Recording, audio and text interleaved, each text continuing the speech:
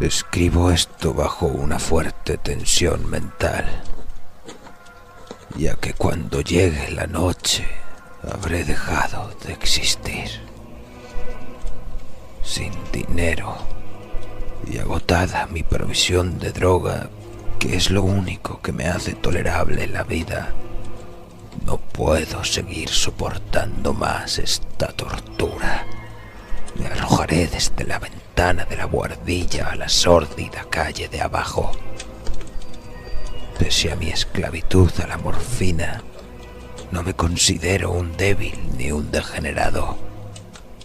Cuando hayan leído estas páginas atropelladamente garabateadas, quizás se hagan idea, aunque no del todo, de por qué tengo que buscar el olvido y la muerte. Fue en una de las zonas más abiertas y menos frecuentadas del anchuroso Pacífico, donde el paquebote en el que iba yo de sobrecargo cayó apresado por un corsario alemán. La Gran Guerra estaba entonces en sus comienzos, y las fuerzas oceánicas de los hunos aún no se habían hundido en su degradación posterior. Así que nuestro buque fue capturado legalmente, y nuestra tripulación tratada con toda la deferencia y consideración debidas a unos prisioneros navales. En efecto, tan liberal era la disciplina de nuestros opresores, que 5 días más tarde conseguí escaparme en un pequeño bote, con agua y provisiones para bastante tiempo.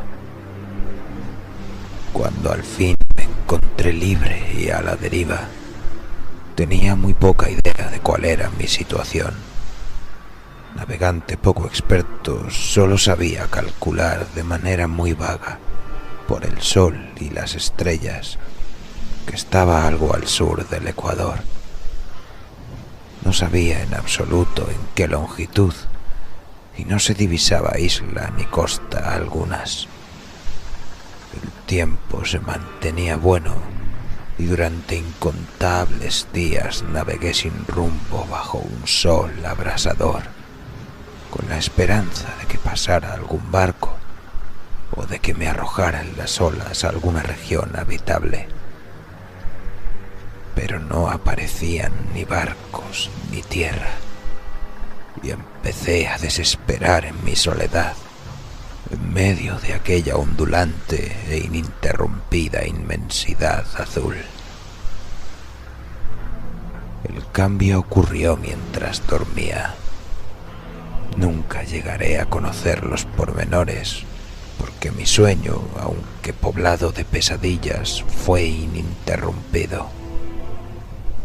Cuando desperté finalmente, descubrí que me encontraba medio succionado en una especie de lodazal viscoso y negruzco que se extendía a mi alrededor, con monótonas ondulaciones hasta donde alcanzaba la vista, y en el cual se había adentrado mi bote cierto trecho. Aunque cabe suponer que mi primera reacción fuera de perplejidad ante una transformación del paisaje tan prodigiosa e inesperada, en realidad sentí más horror que asombro, pues había en la atmósfera y en la superficie putrefacta una calidad siniestra que me heló el corazón. La zona estaba corrompida de peces descompuestos y otros animales menos identificables, que se veían emerger en el cieno de la interminable llanura. Quizá no deba esperar transmitir con meras palabras la indecible repugnancia que puede reinar en el absoluto silencio y la estéril inmensidad. Nada alcanzaba a oírse, nada había a la vista, salvo una vasta extensión de légamo negruzco. Si bien la absoluta quietud y la uniformidad del paisaje me producían un terror nauseabundo.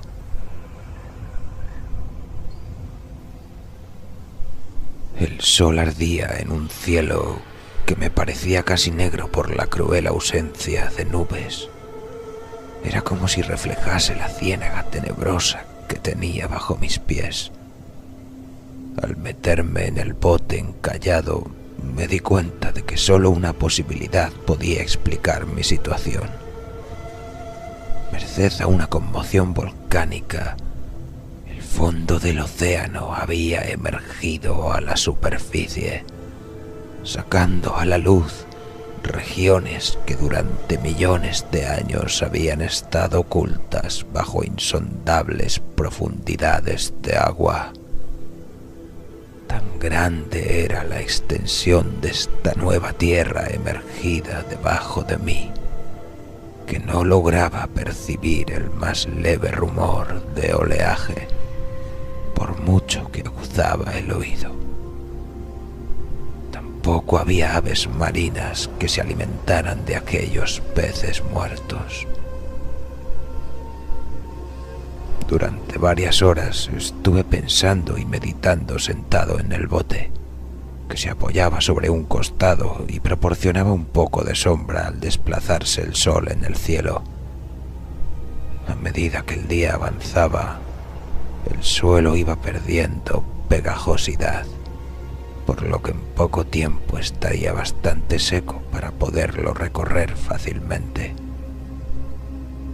Dormí poco esa noche y al día siguiente me preparé una provisión de agua y comida a fin de emprender la marcha en busca del desaparecido mar y de un posible rescate. A la mañana del tercer día comprobé que el suelo estaba bastante seco para andar por él con comodidad. El hedor a pescado era insoportable, pero me tenían preocupado cosas más graves para que me molestase este desagradable inconveniente, y me puse en marcha hacia una meta desconocida. Durante todo el día caminé constantemente en dirección oeste, guiado por una lejana colina que descollaba por encima de las demás elevaciones del ondulado desierto. Acampé esa noche y al día siguiente proseguí la marcha hacia la colina, aunque parecía escasamente más cerca que la primera vez que la descubrí. Al atardecer del cuarto día llegué al pie de dicha elevación, que resultó ser mucho más alta de lo que me había parecido de lejos. Tenía un valle delante que hacía más pronunciado el relieve respecto del resto de la superficie. Demasiado cansado para emprender el ascenso, dormí a la sombra de la colina.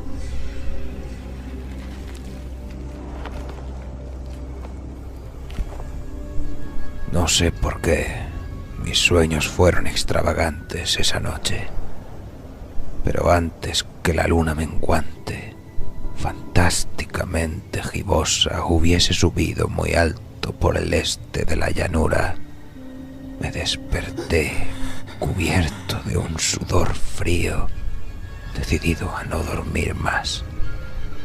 Las visiones que había tenido eran excesivas para soportarlas otra vez. A la luz de la luna comprendí lo imprudente que había sido al viajar de día.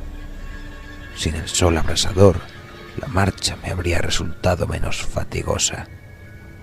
De hecho, me sentí de nuevo lo bastante fuerte como para acometer el ascenso que por la tarde no había sido capaz de emprender. Recogí mis cosas e inicié la subida a la cresta de la elevación. Ya he dicho que la ininterrumpida monotonía de la ondulada llanura era fuente de un vago horror para mí. Pero creo que mi horror aumentó cuando llegué a lo alto del monte y vi al otro lado, una inmensa sima o cañón, cuya oscura concavidad aún no iluminaba la luna. Me pareció que me encontraba en el borde del mundo, escrutando desde el mismo canto hacia un caos insondable de noche eterna. En mi terror se mezclaban extraños recuerdos del paraíso perdido y la espantosa ascensión de Satanás a través de remotas regiones de tinieblas. Al elevarse más la luna en el cielo, empecé a observar que las laderas del valle no eran tan completamente perpendiculares como había imaginado. La roca formaba cornisas y salientes que proporcionaban apoyos relativamente cómodos para el descenso, y a partir de unos centenares de pies, el declive se hacía más gradual. Movido por un impulso que no me es posible analizar con precisión, bajé trabajosamente por las rocas hasta el declive más suave, sin dejar de mirar hacia las profundidades estigias donde aún no había penetrado la luz. De repente, me llamó la atención un objeto singular que había en la ladera opuesta, el cual se erguía enhiesto como a un centenar de yardas de donde estaba yo. Objeto que brilló con un resplandor blanquecino al recibir de pronto los primeros rayos de la luna ascendente. No tardé en comprobar que era tan solo una piedra gigantesca, pero tuve la clara impresión de que su posición y su contorno no eran enteramente obra de la naturaleza. Un examen más detenido me llenó de sensaciones imposibles de expresar, pues pese a su enorme magnitud y su situación en un abismo abierto en el fondo del mar cuando el mundo era joven, me di cuenta, sin posibilidad de duda, de que el extraño objeto era un monolito perfectamente tallado, cuya imponente masa había conocido el arte y quizá el culto de criaturas vivas y pensantes. Confuso y asustado, aunque no sin cierta emoción de científico o de arqueólogo, examiné mis alrededores con atención. La luna, ahora casi en su cenit, asomaba espectral y vívida por encima de los gigantescos peldaños que rodeaban el abismo, y reveló un ancho curso de agua que discurría por el fondo formando meandros, yéndose en ambas direcciones y casi lamiéndome los pies donde me había detenido. Al otro lado del abismo, las pequeñas olas bañaban la base del ciclópeo monolito, en cuya superficie podía distinguir ahora inscripciones y toscos relieves. La escritura pertenecía a un sistema de jeroglíficos desconocido para mí, distinto de cuantos yo había visto en los libros y consistente en su mayor parte en símbolos acuáticos esquematizados: peces, anguilas, pulpos, crustáceos, moluscos, ballenas y demás.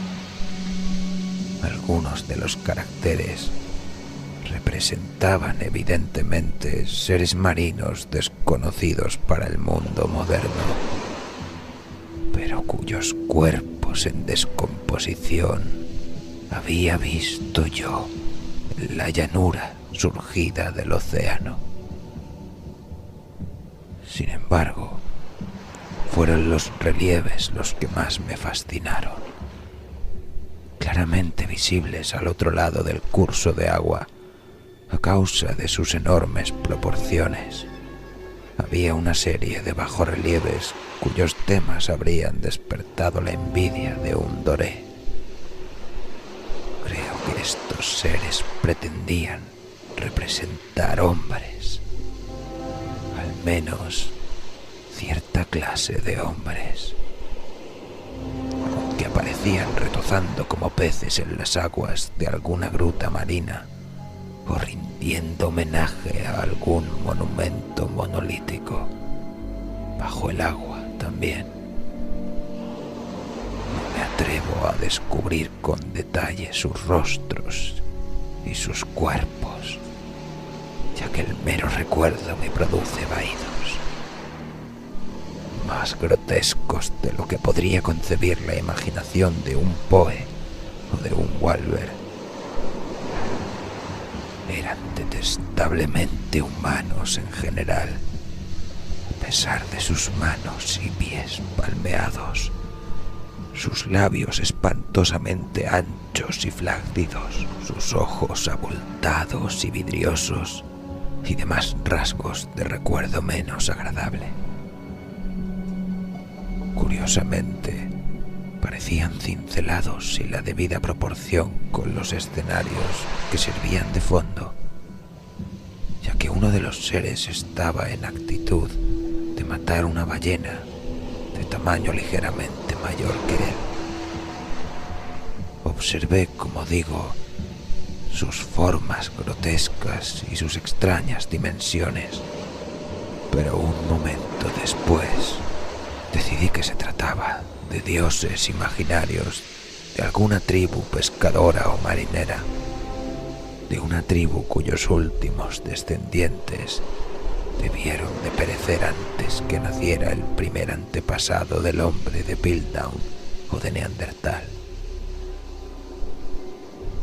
Aterrado ante esta visión inesperada y fugaz de un pasado que rebasaba la concepción del más atrevido antropólogo, me quedé pensativo, mientras la luna bañaba con misterioso resplandor el silencioso canal que tenía ante mí. Entonces, de repente lo vi. Tras una leve agitación que delataba su ascensión a la superficie, la entidad surgió a la vista sobre las aguas oscuras. Inmenso, repugnante, aquella especie de Polifemo saltó hacia el monolito como un monstruo formidable y pesadillesco, y lo rodeó con sus brazos enormes y escamosos, al tiempo que inclinaba la cabeza y profería ciertos gritos acompasados. Creo que enloquecí entonces. No recuerdo muy bien los detalles de mi frenética subida por la ladera y el acantilado, ni de mi delirante regreso al bote varado. Creo que canté mucho y que reí insensatamente cuando no podía cantar. Tengo el vago recuerdo de una tormenta poco después de llegar al bote. En todo caso, sé que oí el estampido de los truenos y demás ruidos que la naturaleza profiere en sus momentos de mayor irritación.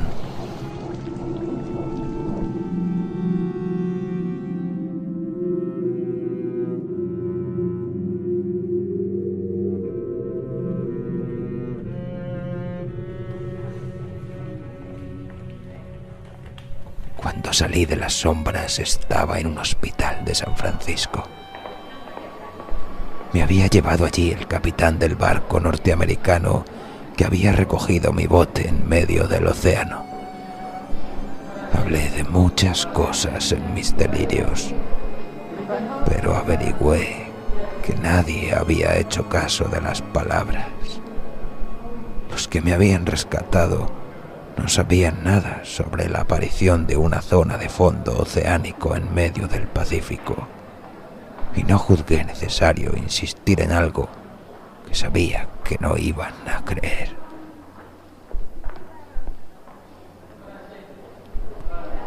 Un día fui a ver a un famoso etnólogo y lo divertí haciéndole extrañas preguntas sobre la antigua leyenda filistea en torno a Dagón, el dios pez. Pero enseguida me di cuenta de que era un hombre irremediablemente convencional y dejé de preguntar.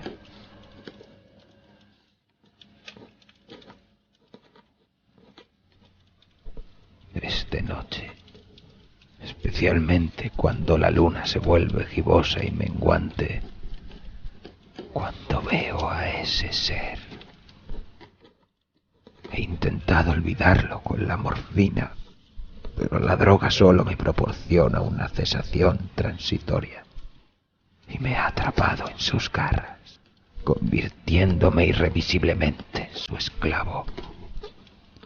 Así que voy a poner fin a todo esto, ahora que he contado lo ocurrido para información o diversión desdeñosa de mis semejantes. Muchas veces me pregunto si no será una fantasmagoría, un producto de la fiebre que sufrí en el bote a causa de la insolación, cuando escapé del barco de guerra alemán. Me lo pregunto muchas veces, pero siempre se me aparece en respuesta una visión monstruosamente vívida. No puedo pensar en las profundidades del mar sin estremecerme ante las espantosas entidades que quizá en este instante se arrastran y se agitan en su lecho fangoso, adorando a sus antiguos ídolos de piedra y esculpiendo sus propias imágenes detestables en obeliscos submarinos de mojado granito. Pienso en el día que emerjan de las olas y se lleven entre sus garras de vapor humeantes a los endebles restos de una humanidad exhausta por la guerra. Pienso en el día en que se hunda la tierra y emerja el fondo del océano en medio del universal pandemonio. Se acerca el fin. Oigo ruido por la puerta, como si forcejeara en ella un cuerpo inmenso y resbaladizo. No me encontrará. Dios mío, esa mano, la ventana.